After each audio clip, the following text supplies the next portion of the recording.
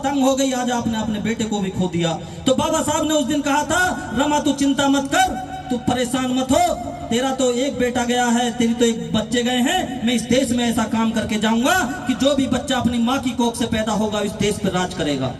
तो बाबा साहब ने इस देश का संविधान लिखा, डीएम पीएम सीएम और डॉक्टर इंजीनियर बनने का अधिकार आप सभी को दिया, हमको दिया और हमको, लेकिन हमें बाबा साहब के कर्ज जो बाबा साहब ने हमको दिया है, हम जहां भी हैं अपने मोहल्ले में, अपने पड़ोस में, यदि कोई हमारा भतीजा है, यदि कोई हमारा भाई है और वो पढ़ना चाहता है तो उसकी आप मदद करें।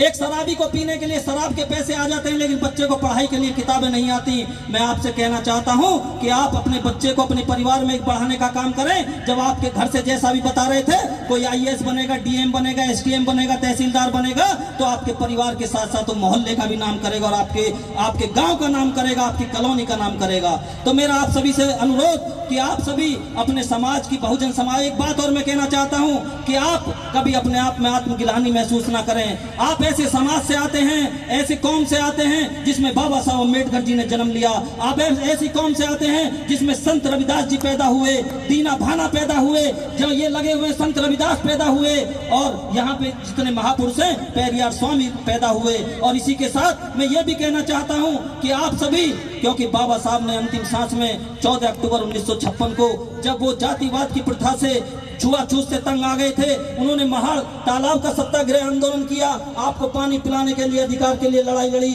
उन्होंने मंदिरों में प्रवेश के लिए लड़ाई लड़ी। लेकिन जब वो तंग आ गए थे, उन्होंने 1935 में कहा था कि मैं हिंदू धर्म में पैदा हुआ, ये मेरे बस की बात नहीं थी, लेकिन मैं हिंदू धर्म में ना मर सकूं, ये मेरे बस की बात है। 1935 से लेकर के 1956 तक 21 साल बाबा साहब ने अध्ययन किया सभी धर्मों का, उन्होंने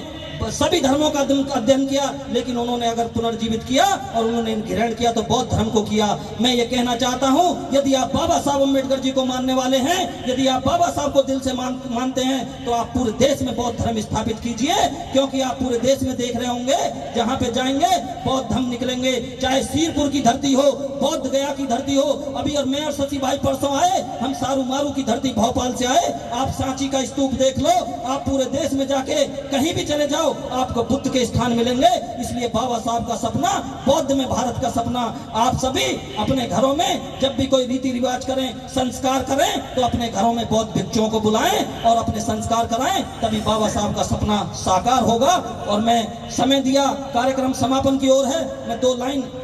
कह के अपनी बात समाप्त करता हूं। यह गुरुजी बैठे हैं और यहाँ पे शशि भाई बैठे हैं। सन 2012 में एक बेटी के साथ जघन्य अपराध हुआ था, बुलंदशहर के अंदर 8 लोगों ने किया था। हमने वहां पर डीएम कार्यालय